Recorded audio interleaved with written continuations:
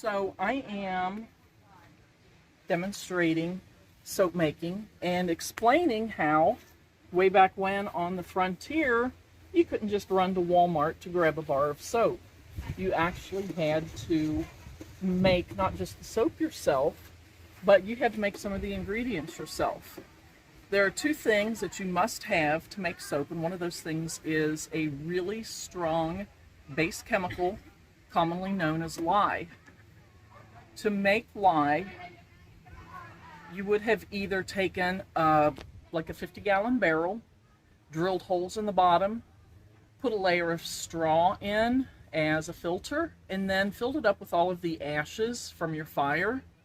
Another option, if you didn't want to drill holes in a barrel, was to actually make a V-shaped lye hopper that you would put your ashes in as you cleaned your fireplace. When it was soap making time, you would pour water in on top of those ashes, let it drain out, catch it in a crock, and what you had produced was a chemical called potassium hydroxide. Now, your potassium hydroxide has to be strong enough to make soap, and one of the methods to test it was to take a goose feather, you dip it in, pull it right back out, and see how much of the feather dissolved while it was in there. So that should give you some indication of how caustic lye can be. In addition to lye, to make soap, you also need either animal fats or vegetable oils. And way back when, most available was lard. Most people these days have no idea where lard comes from. It is rendered pig fat. So on the frontier, soap making was generally once a year, and it was done at butchering time. It was not done at butchering time because you had fresh lard to use. It was done at butchering time because you needed to clean out your crocks from all of the lard you had saved after you cooked in it for the past year. You would actually clean that lard by putting it in a kettle with some water, bring it to a boil, and then pull the heat out from under it. Any leftover pieces of chicken skin, rabbit, squirrel, whatever it was you cooked in there would settle to the bottom. Then you'd have the water that you put in, and the top would be used lard that you turned into soap.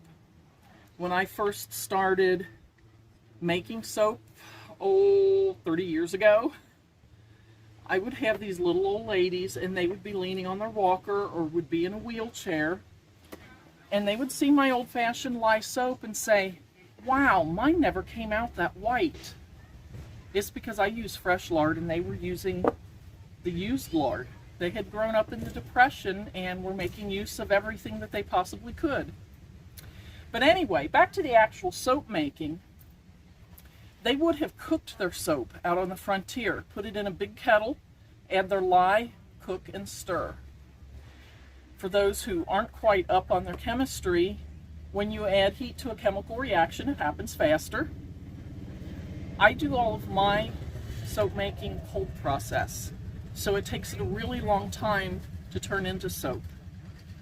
The actual process of turning into soap, and one of the things I love about Kids' Days is teaching great big long words to kids. Saponification is what is happening in this pot right now. That is the chemical reaction that causes the lye and whatever fats or oils you're using to turn into soap. So as you stir, whether you're cooking it or not, the oil and the lye are consuming each other. And if you measured everything correctly when you were finished, the only thing that will be left will be soap. Today I'm actually making Castile soap. So this is extra virgin olive oil mixed not with the potassium hydroxide that comes from ashes, but with sodium hydroxide.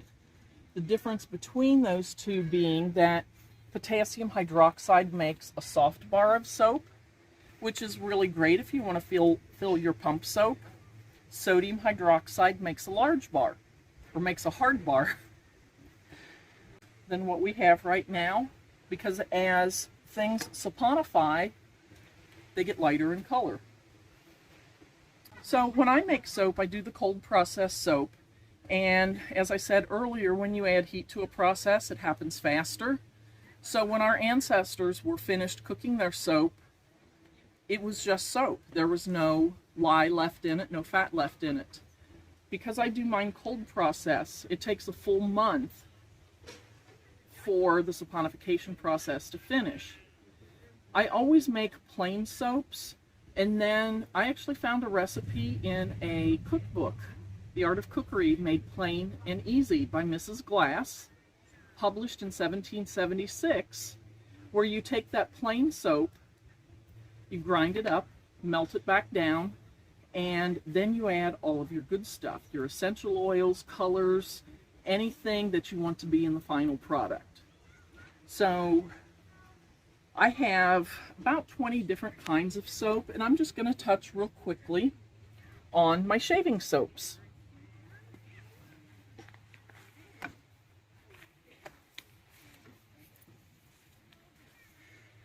I started out with a cinnamon shaving bar, which is one of the few soaps that I use animal fats in. Most of my soaps are vegetarian, but this one does have some beef tallow in it, coconut oil, cocoa butter, and extra glycerin to help you get a nice smooth shave.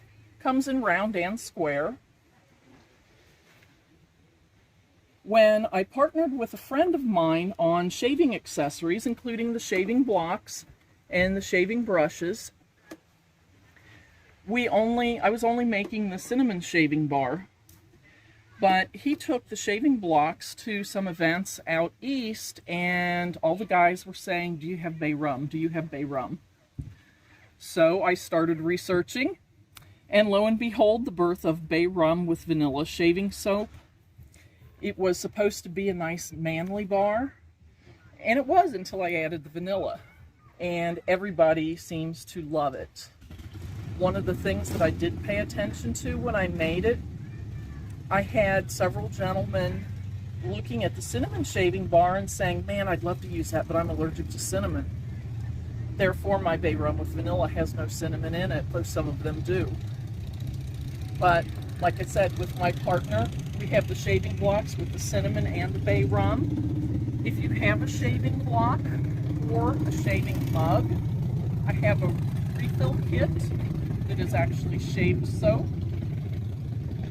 that you add hot water to, soften it, and then you can pack it into your existing mug or shaving block.